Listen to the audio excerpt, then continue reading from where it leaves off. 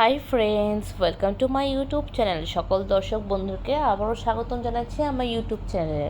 আর যারা নতুন বন্ধু তাদেরকে আমন্ত্রণ জানাচ্ছি চ্যানেলটি সাবস্ক্রাইব করে পাশে থাকার জন্য। Here I am requesting to my all of new viewers and friends who are just now connected through this YouTube or cooking video, please subscribe my YouTube channel and stay connected. And if you guys are enjoying my cooking video of any of parts, so please do like and share with your near and dear ones. তো বন্ধুরা, আজকের রেসিপির যদি কোনো অংশ আপনাদের ভালো লেগে থাকে সেক্ষেত্রে বিনীত অনুরোধ জানাচ্ছি ভিডিওটি লাইক এবং শেয়ার করে বরাবরের মতো পাশে থাকার জন্য। আর বন্ধুরা, আজকের রেসিপিটি হচ্ছিল খুবই সহজ এবং একটি ঝটপট নতুন রাঁধুনিদের জন্য বা আমার প্রিয় প্রবাসীদের জন্য একটি দো পেঁয়াজার রেসিপি, যেটা কিনা আমরা বলছি চিংড়ির দো পেঁয়াজা। তো আশা করি এই প্রন দো পেঁয়াজার recipe will give you better insight. So আর কথা না বাড়িয়ে আমি চলে যাব এখন মেইন পর্বে। Let's get started. তো বন্ধুরা, এখানে আমি উপকরণ হিসেবে নিয়ে নিচ্ছি চিংড়ি মাছ, যেহেতু বলেছি এটা চিংড়ির দো পেঁয়াজা, এবং নিয়েছি গোল আলু, গোল ছোট ছোট আলুগুলো। তো এটাকে ভালো করে আমি এটাকে বয়েল করে খোসাগুলো ছেলে নিয়েছি। তো এটা হচ্ছিল আজকের মেইন ইনগ্রিডিয়েন্টস। তো বাদবাকি আমি যা যা মশলা আছে, স্পাইসেস আছে, তা আমি মিক্স করে ম্যারিনেশনের মাধ্যমে দেখাচ্ছি। তো প্রথমে আমি চিংড়ি ম্যারিনেশনে চলে যাব। তো এখানে ফার্স্ট ইনগ্রিডিয়েন্টস যা দিয়েছি সেটা হচ্ছে নুন দিচ্ছি সামান্য হলুদের গুঁড়ো, আর দিব সামান্য লাল মরিচের গুঁড়ো। তো এই তিনটে উপকরণ দিয়ে আমি ভালো করে চিংড়িটাকে ম্যারিনেট করে নিব।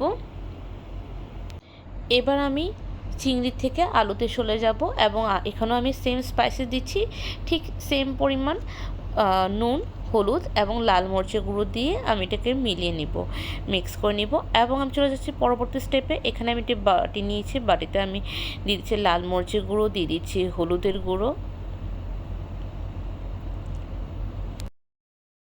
দিয়ে দিচ্ছি জিরা এবং ধনিয়া বাটা,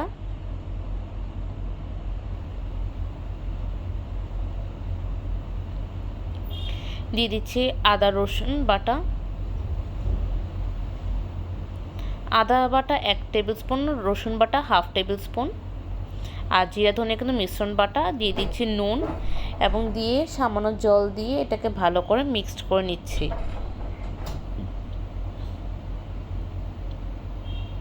তো এবার করে ভালো করে মিশিয়ে নেব যতক্ষণ পর্যন্ত দেখব কোনো ধরনের যেন দলা না পেকে থাকে। এবার চলে যাব পরবর্তী স্টেপে। একটি কড়াই নিচ্ছি, কড়াইতে সামান্য পরিমাণ তেল দিচ্ছি, তেলটাকে ভালো করে গরম হয়ে এলে চলে যাব পরবর্তী স্টেপে। এখানে আমি ম্যারিনেট করে রাখা আলুগুলো দিয়ে দিব এবং এটাকে সুন্দরভাবে ভাজা করে নিব যতক্ষণ পর্যন্ত সামান্য একটি গোল্ডেন ব্রাউন বা বাদামি রঙের একটি পরিবর্তন না আসছে। এভাবে ভাজা করার পর আমি এই ভাজা আলুগুলো অন্য একটি পাত্রে ট্রান্সফার করে নিব।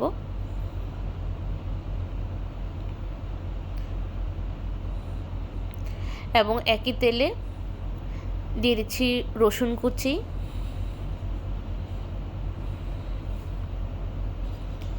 দিয়ে এটাকে ভালো করে ভাজা করে নিচ্ছি।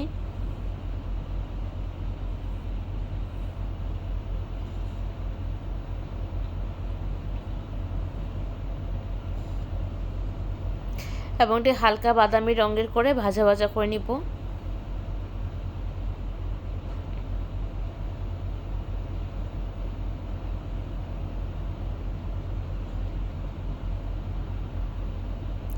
করার পর আমি এটি অন্য একটি পাত্রে ট্রান্সফার করে নিচ্ছি। এখন সেম কড়াইতে আমি দিয়ে দিব ম্যারিনেট করে রাখা চিংড়ি মাছগুলো দিয়ে দিব, এবং সুন্দরভাবে আমি এটাকে ভালো করে ভাজা করব যতক্ষণ পর্যন্ত হালকা বাদামি বর্ণের বা গোল্ডেন বর্ণের কালারে পরিণত না হচ্ছে। তো সুন্দরভাবে এরকম একটি বাদামি বর্ণের বা গোল্ডেন বর্ণের হওয়ার পর আমি এগুলোকে আবার ঠিক একইভাবে অন্য একটি পাত্রে ট্রান্সফার করে নিচ্ছি।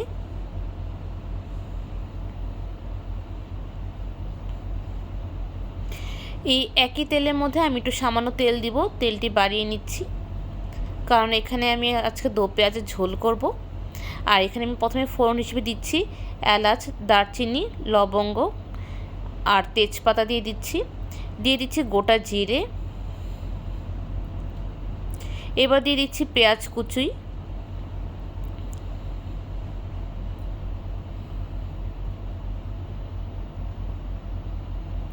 তো পেঁয়াজটাকে ভালো করে বাদামি বর্ণের করে ভাজা করে নিব। সামান্য নুন ছিটা দিয়ে দিব এবং এখানে ম্যারিনেট করে রাখা মশলাটি দিয়ে দিচ্ছি, মানে যে মশলাটি পূর্বে আমি মিক্সড করে নিয়েছি সেটি আমি দিয়ে দিচ্ছি। এবার মশলার যে জলটি ছিল সেটি দিয়ে দিচ্ছি, মানে মশলা রয়ে যাওয়া মশলাটাতে জল মিশ্রণ করে দিয়ে দিচ্ছি এবং ভালো করে কষিয়ে নেব যতক্ষণ পর্যন্ত তেল বিভক্ত না হয়ে যায়। তো আমরা সবাই জানি তেল কখন বিভক্ত হয়, যখন এটি ভালো করে এটি কুকড হয়ে যায়। তো আর এখানে দিয়ে দিচ্ছি আমি চেরা কাঁচা লঙ্কা, আর একদম শেষ সময়ে আমি এখানে দিয়ে দিচ্ছি একটু সামান্য গরম মশলার বাটা দিয়ে দিচ্ছি। আর এভাবে করে 3 থেকে 4 মিনিট ভালো করে কুক করব।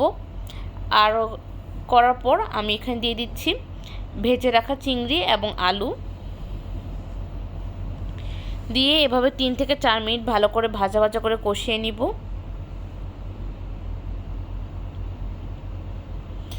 এখন দিয়ে দিব ঝোলের জন্য গরম জল দিয়ে দিব।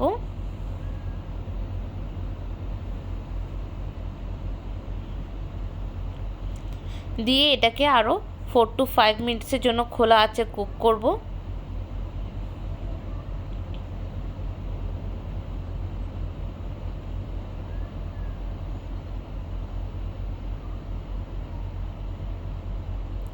আর এভাবে করে 4 to 5 মিনিটস খোলা আছে কুক করার পর আমি ঢাকনা দিয়ে দিচ্ছি 3 থেকে 4 মিনিট পর।